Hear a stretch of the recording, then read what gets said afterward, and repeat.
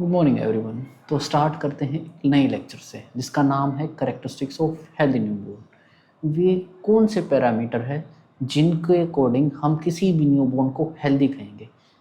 क्या पैरामीटर होंगे जिसके अकॉर्डिंग कोई भी बच्चा, कोई भी न्यूबॉर्न हेल्दी कहलाएगा। ठीक है, तो ये बड़ा ही एक अच्छे प्यारे से बच्चे का फोटो लगा हुआ है।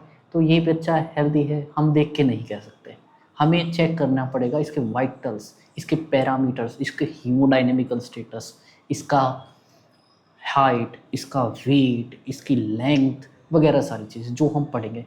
ये लेक्चर वेरी वेरी इंपॉर्टेंट है हर एग्ज़ाम के लिए, चाहे वो नोट सेट हो, चाहे वो ESIC हो, चाहे वो रेलवे हो, चाहे वो कुछ भी हो।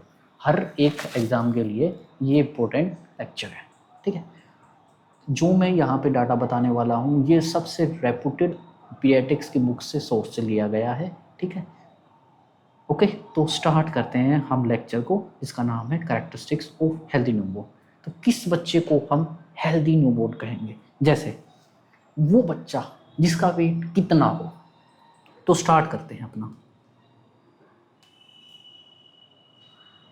सबसे पहले पैरामीटर है वेट।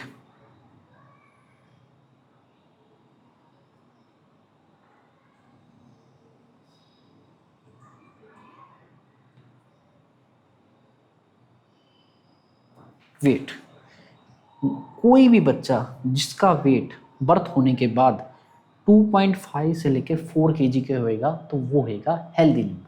2.5 से कम वो क्या होएगा, उसका वेट कम। 4 से ज़्यादा होएगा तो वो हो जाएगा ओवरवेट। ठीक है, ओके, उसके बाद हम बात करते हैं लेंथ।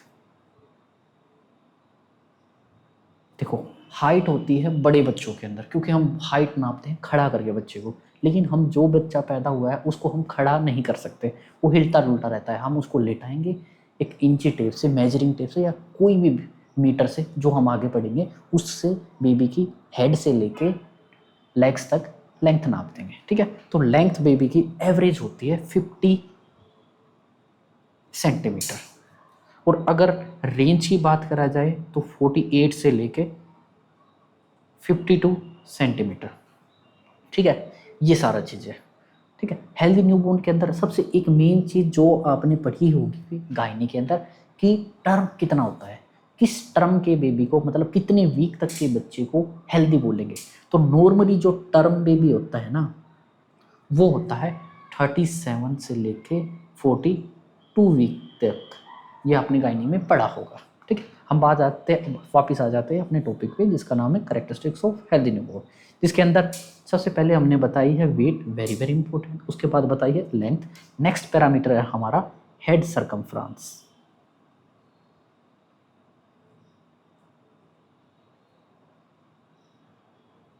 हेड सर्कमफ्रेंस ये होना चाहिए 33 से लेके 35 सेंटीमीटर।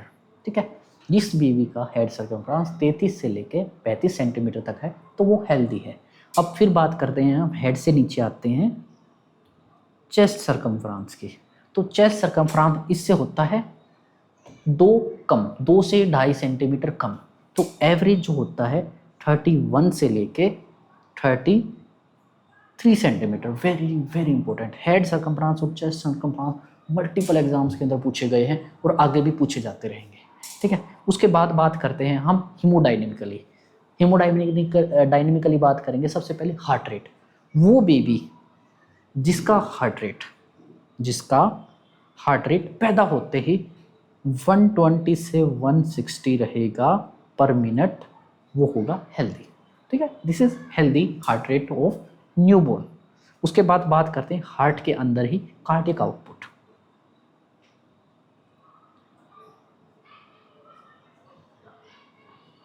कार्डियक आउटपुट क्या होती है, 1 मिनट के अंदर हार्ट कितना ब्लड पंप करता है उसको हम कार्डियक आउटपुट कहते हैं सिंपल वे में। ठीक है, तो कार्डियक आउटपुट वैसे सबसे पहले बात करा जाए कैसे काउंट किया जाता है, कैसे कैलकुलेट किया जाता है। कार्डियक आउटपुट कैलकुलेट करने का एक फॉर्मूला है stroke volume multiply by heart rate. जितना वॉल्यूम 1 बीट के अंदर हार्ट पंप करता है उसको स्ट्रोक वॉल्यूम बोलते हैं, और जितनी बारी बीट करता है उसको हार्ट रेट बोलती है। ठीक है, स्ट्रोक वॉल्यूम को हार्ट रेट से मल्टीप्लाई कर देंगे तो कार्डियक आउटपुट आ जाएगा। तो एक न्यूबॉर्न, हेल्दी न्यूबॉर्न के अंदर 900 से लेके 1200 ml पर मिनट अगर कार्डियक आउटपुट है तो उसका हार्ट हेल्दी है। ठीक है, वेरी वेरी इंपॉर्टेंट। ठीक है, अब बात करी है मैंने हार्ट रेट की कर ली। अब यहाँ पे एक चीज़ आया स्ट्रोक वॉल्यूम। तो एक हेल्दी न्यूबॉर्न के अंदर स्ट्रोक वॉल्यूम कितना होता है? तो स्ट्रोक वॉल्यूम अभी तक तो आज तक तो कभी पूछा नहीं गया, लेकिन हो सकता है आगे कभी पूछा जाए। तो नॉर्मल स्ट्रोक वॉल्यूम होता है एक हेल्दी न्यूबॉर्न के अंदर होता है 1.5 से लेके 2.5 ml पर बीट। ये होता है stroke volume of a healthy newborn baby. ठीक है, ये चीज़। उसके बाद हम बात करते हैं ब्लड। भाई हार्ट क्या पंप करता है? ब्लड पंप करता है। तो एक हेल्दी न्यूबॉर्न के अंदर कितना ब्लड होगा? वेरी वेरी इंपॉर्टेंट ये भी। ब्लड ऐसा कहा जाता है 80 से लेके 100 ml पर केजी ऑफ बॉडी वेट। ये होता है normal amount of blood in healthy newborn baby. 80 से लेके 100 ml पर केजी। अगर किसी बच्चे के अंदर 3 किलो वेट है तो उसका 100 से 3 गुणा करेंगे तो 300, 80 को 3 से गुणा करेंगे 240, 240 से लेकर 300 ml तक ब्लड होना चाहिए, तब वो हेल्दी कहलाएगा। ठीक है, यानी एवरेज माने तो 250 से लेके 350 ml अगर किसी भी न्यूबॉर्न के अंदर ब्लड है ना तो उसको कहेंगे हेल्दी। जो मैंने यहाँ पे बताया था ना वो था एग्जाम्पल लेके। एग्जाम्पल जैसे किसी बेबी का वजन 3 kg है तो इसके हिसाब से 80 को 3 से मल्टीप्लाई करेंगे 260, 100 को 3 से मल्टीप्लाई करेंगे 300 ml पर केजी, पर 260 से लेकर 300 ml ऑफ ब्लड अगर किसी बेबी के अंदर है, 3 किलो के बेबी के अंदर, तो वो हेल्दी कहलाएगा। और एवरेज माना जाए हर बेबी के लिए तो 250 से लेकर 350 तो ब्लड होना ही चाहिए बेबी के अंदर, तभी वो बेबी हेल्दी होगा। ठीक है, अब बात करते हैं रेस्पिरेटरी रेट की। Respiratory rate, respiration rate. अगर रेस्पिरेशन रेट 30 से लेकर 60 पर मिनट है तो वो न्यूबॉर्न हेल्दी है। ठीक है, रेस्पिरेटरी रेट के अंदर एक चीज़ आती है टाइडल वॉल्यूम। न्यूबॉर्न के अंदर पूछा गया है, 2-3 बार एग्जाम के अंदर पूछा गया है, एक न्यूबॉर्न के अंदर टाइडल वॉल्यूम कितना होता है? तो अगर 12 से लेके 18 ml पर ब्रीथ अगर कोई भी बेबी एयर ले रहा है और एक्सहेल कर रहा है, इनहेल कर रहा है और एक्सहेल कर रहा है, तो वो उसका एक हेल्दी टाइडल वॉल्यूम है। टाइडल वॉल्यूम क्या होता है? हम कितना एयर ले रहे हैं, कितना एक्सहेल कर रहे हैं, इनहेल और एक्सहेल करने वाली एयर को बोलते हैं टाइडल वॉल्यूम। ठीक है, तो अगर न्यूबॉर्न का देखो लंग्स छोटा होता है, एडल्ट के अंदर कितना होता है? 500 ml टाइडल वॉल्यूम नॉर्मल होता है। लेकिन बच्चों का क्या लंग्स होता है? इमेच्योर होता है, साइज भी छोटा होता है, बेबी को रिक्वायरमेंट भी कम होती है ऑक्सीजन की। इस वजह से बेबी के अंदर 12 से लेके 18 ml पर ब्रीथ के अंदर होता है tidal volume. This is very very important.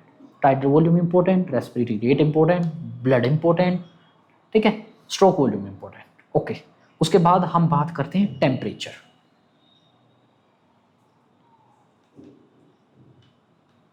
कोई भी न्यूबॉर्न पैदा हुआ है अगर उसका टेम्परेचर 36.5 से लेके 37.5 डिग्री सेल्सियस है तो वो हेल्दी है।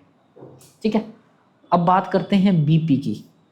देखो रूटीनली अनलेस एंड अनटिल कुछ इमरजेंसी नहीं है, कुछ कंडीशन स्पेसिफिकली नहीं है तो हम बीपी कभी भी मॉनिटर नहीं करते। अगर कोई इमरजेंसी कंडीशन है या कुछ इंपॉर्टेंट चीज़ है तभी हम बीपी को मॉनिटर करते हैं, वरना बीपी को हम कभी भी न्यूबॉर्न के अंदर मॉनिटर नहीं करते। ठीक है, तो सबसे पहले तो यहाँ पे लिख लेंगे note routinely recorded.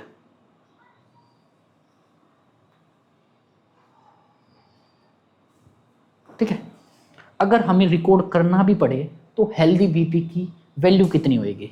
Healthy BP की अगर सिस्टोलिक की बात करें जाए 60 to 80 सिस्टोलिक और 40 से लेके 50 mm ऑफ एचजी डायस्टोलिक, ये प्रेजेंट होता है हेल्दी न्यूबॉर्न बेबी के अंदर बीपी की वैल्यू। ठीक है, कितना? 60 to 80 सिस्टोलिक होना चाहिए, 40 to 50 डायस्टोलिक होना चाहिए। ठीक है, ये चीज़। उसके बाद बात करते हैं हम ब्लड की वैल्यूज की। ब्लड वैल्यू कितना होता है, कितना हीमोग्लोबिन, कितना डब्ल्यूबीसी, कितना प्लेटलेट्स, ये सारी चीज़ें, कितना आरबीसी। ठीक है, तो बात करते हैं ब्लड वैल्यूज की।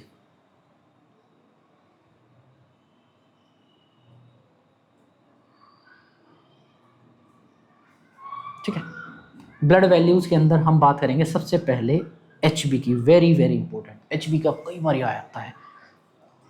अगर 16 से लेके 22 ग्राम एचबी है तो वो बेबी हेल्दी है। इसके अंदर एक कंडीशन आती है, एक न्यूबॉर्न को एनीमिक कब कहेंगे, जब उसका एचबी लेस देन 13 ग्राम हो जाएगा तो उसको कहेंगे हम एनीमिक। Very very important.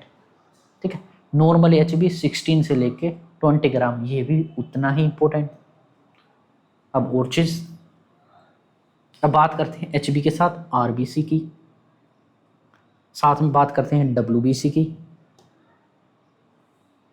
साथ में बात करते हैं हम प्लेटलेट्स की।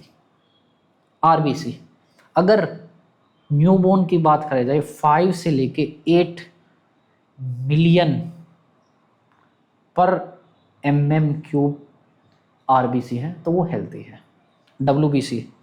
डब्ल्यूबीसी थोड़ा सा ज़्यादा होता है बच्चे के अंदर एज कंपेयर टू एडल्ट। कितना होता है, 10 से लेके 18,000 तक। इसका रीज़न ये नहीं है कि इसके बच्चे के अंदर इन्फेक्शन है। लेबर के टाइम पे बच्चा जो स्ट्रेस झेलता है ना, उसकी वजह से ना कई बारी डब्ल्यूबीसी का नंबर बढ़ जाता है। तो एक नॉर्मल फिजियोलॉजिकल कंडीशन है, this is not a pathological condition, this is normal physiological condition. ठीक है, ये हुआ है क्योंकि लेबर के टाइम पे बच्चे ने स्ट्रेस झेला है। ठीक है, अब बात करते हैं प्लेटलेट्स। प्लेटलेट्स उतना ही होता है जितना एडल्ट्स के अंदर पाया जाता है, 1.5 से लेके 4 लाख तक। ठीक है, और ब्लड वॉल्यूम की बात करा जाए, वैसे तो मैंने लिखवा दिया, वो होएगा 85 ml पर kg बॉडी वेट, एवरेज बताया है ये मैंने। ठीक है, ये तो चीज़ थी वैल्यूज। ठीक है, अब हार्ट रेट मैंने क्या बताया है, नॉर्मली होता है 120 से लेके 160, लेकिन कई बार एग्जाम के अंदर ना हार्ट रेट पूछी जाती है। ये तो मैंने बताया इन्फेंट की, भाई जैसे जैसे बेबी नहीं, ये हार्ट रेट मैंने बताई है न्यूनेट की। ये किसकी है, न्यूनेट की। ठीक है, क्योंकि टॉपिक क्या है, कैरेक्टरिस्टिक ऑफ हेल्दी न्यूबॉर्न, तो ये हार्ट रेट थी न्यूबॉर्न की। अब हार्ट रेट से ना कई बार ये एग्जाम के अंदर क्वेश्चन आता है कि भाई जैसे जैसे बच्चे की एज बढ़ती है ना, इन्फेंट की नॉर्मल हार्ट रेट कितनी होगी, टोडलर की कितनी होगी, प्री स्कोलर की कितनी होगी। तो एग्जाम में कई बार ये क्वेश्चन आया है। ठीक है, तो उस क्वेश्चन को हम करते हैं कैसे। देखो, टॉपिक है heart rate, heart rate with as.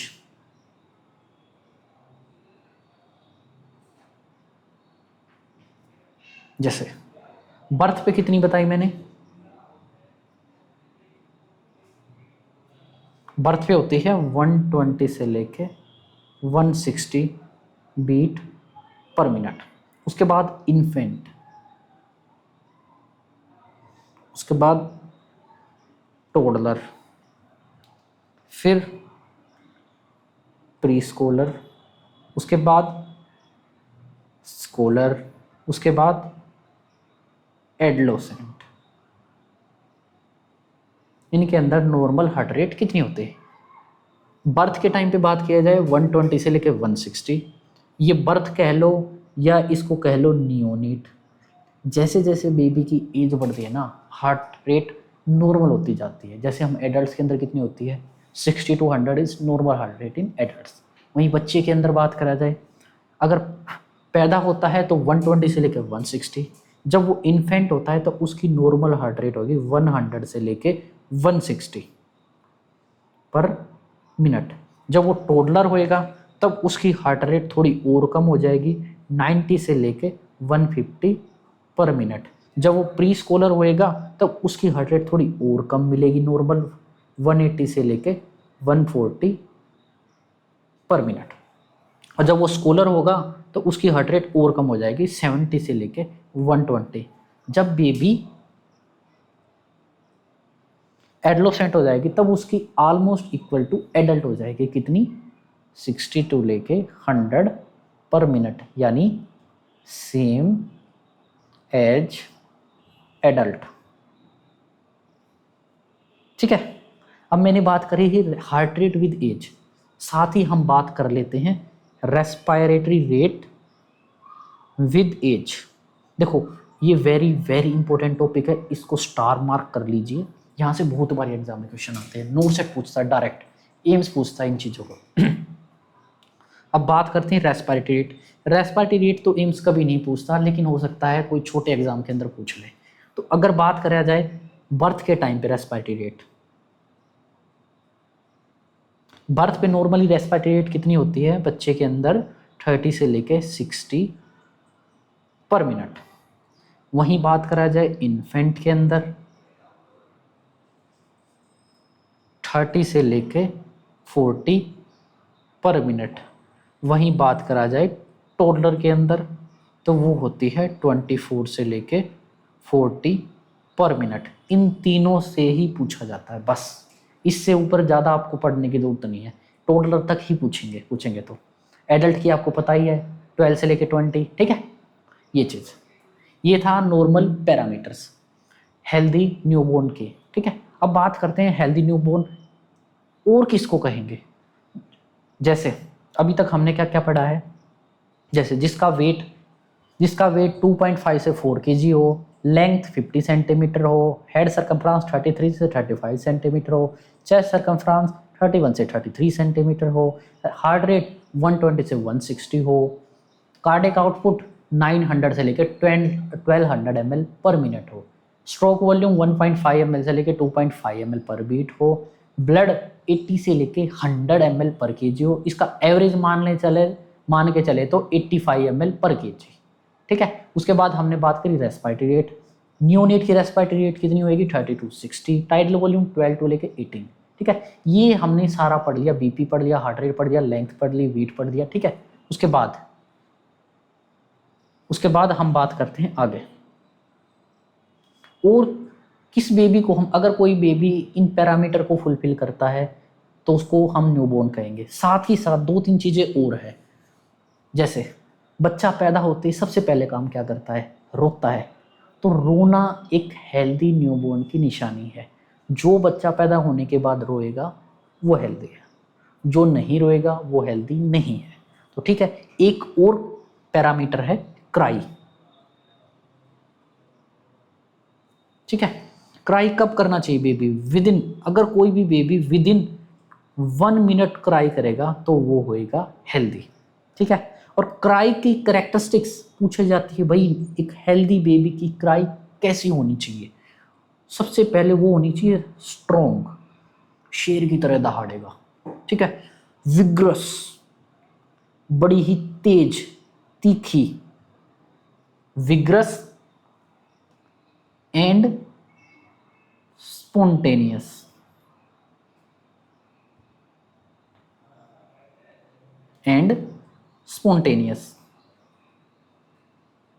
ये वेरी वेरी इंपॉर्टेंट लाइन है, इसको करिए आप हाईलाइट। स्ट्रॉन्ग हो गई, विग्रस हो गई और स्पॉन्टेनियस हो गई। ठीक है, ये हो गई हेल्दी बेबी की क्राई। उसके बाद बात करते हैं स्किन की।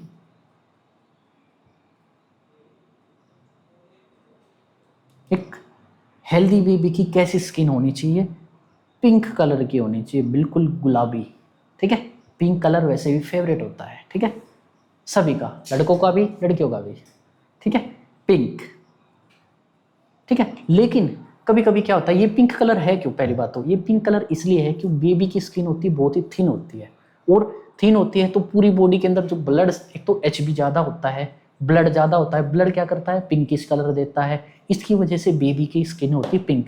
लेकिन कभी कभी ना बच्चा जब पैदा होता है सर्कुलेशन इतना मैच्योर नहीं होता, उसकी वजह से क्या होता है, बेबी की एक्सट्रीमिटीज़ में, मेनली हाथों में और पैरों में ना साइनोसिस देखने को मिलता है, उसको बोलते हैं एक्सट्रीमिटीज़ के साइनोसिस को हम बोलते हैं एक्रोसाइनोसिस। अगर फेस पे, लिप्स पे, यहाँ पे हो तो साइनोसिस हो तो उसको बोलते हैं सेंट्रल साइनोसिस। एक्सट्रीमिटीज़ की फिंगर्स पे या एक्सट्रीमिटीज़ के एंडिंग पार्ट्स पे अगर साइनोसिस है तो उसको बोलेंगे हम एक्रोसाइनोसिस। ठीक है, इसके अंदर लिखेंगे मे बी विद एक्रोसाइनोसिस, ठीक, मे बी विद एक्रोसाइनोसिस, ठीक है। उसके बाद अगला पैरामीटर, बेबी जो भी पैदा हुआ है उसको यूरिन पास कर देना चाहिए, कब, विद इन 24 आवर तो बेबी को यूरिन पास कर ही देना चाहिए, उसी को हम हेल्दी न्यूबॉर्न कहेंगे। जिसको 24 आवर से ज़्यादा लग गया भाई, जरूर उसके अंदर कोई ना कोई पैथोलॉजिकल कंडीशन, एबनॉर्मेलिटी हुई जिसकी वजह से बेबी ने अभी तक यूरिन पास नहीं किया। तो अगला पैरामीटर है पास यूरिन विद इन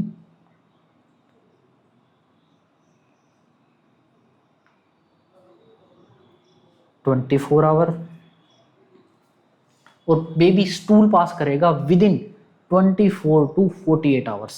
अगर हेल्दी न्यूबॉर्न है तो विद इन 24 से 48 आवर के अंदर स्टूल पास कर देगा, नहीं तो उसके अंदर कोई भी जीआईटी डिसऑर्डर हो सकता है, जैसे हर्ट्जबर्ग डिसऑर्डर, ठीक है, हर्ट्जबर्ग डिजीज, जो हम आगे पढ़ेंगे, ठीक है।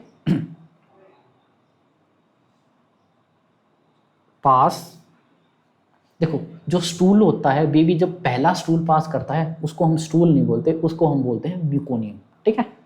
तो पास म्यूकोनियम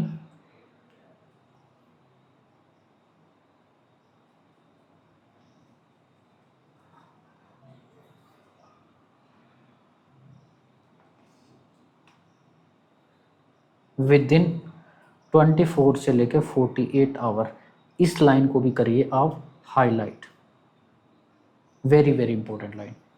उसके बाद बेबी जब पैदा होता है तो उसकी स्किन का कलर कैसा होता है, पिंक, लेकिन अगर वो येलो हो जाए तो वो कंडीशन कौन सी होती है, जॉन्डिस। तो बेबी को, अगर हेल्दी बेबी है ना, तो उसको पैदा होने के विद इन 24 आवर उसकी स्किन पीली नहीं पड़नी चाहिए, ठीक है। अगर स्किन पीली पड़ गई इसका मतलब बेबी को हो गया पैथोलॉजिकल जॉन्डिस, ठीक है। लेकिन अगर 24 आवर के बाद हुआ तो उस कंडीशन को बोलेंगे हम फिजियोलॉजिकल जॉन्डिस, जो होती है एक नॉर्मल कंडीशन, जो अपने आप ठीक भी हो जाती है, इसलिए वो होती है normal condition.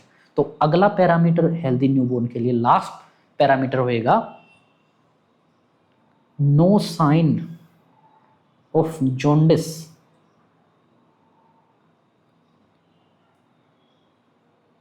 With in 24 hour. ये था आपका आज का लेक्चर कंप्लीट, जो था हेल्दी न्यूबॉर्न के कैरेक्टरिस्टिक्स। कोई भी बेबी अगर इन सभी पैरामीटर को फुलफिल करता है उसी को हेल्दी न्यूबॉर्न कहेंगे, जो इनसे थोड़ा भी आगे थोड़ा भी पीछे जा रहा है उसको हेल्दी न्यूबॉर्न नहीं कहेंगे। जो सभी चीज़ें जो मैंने लिखवाई है, ये सारी चीज़ें आपको वेरी वेरी इंपॉर्टेंट है, आपको कर लेनी है याद, ठीक है। टिप्स पे होनी चाहिए चीज़ें। Thank you.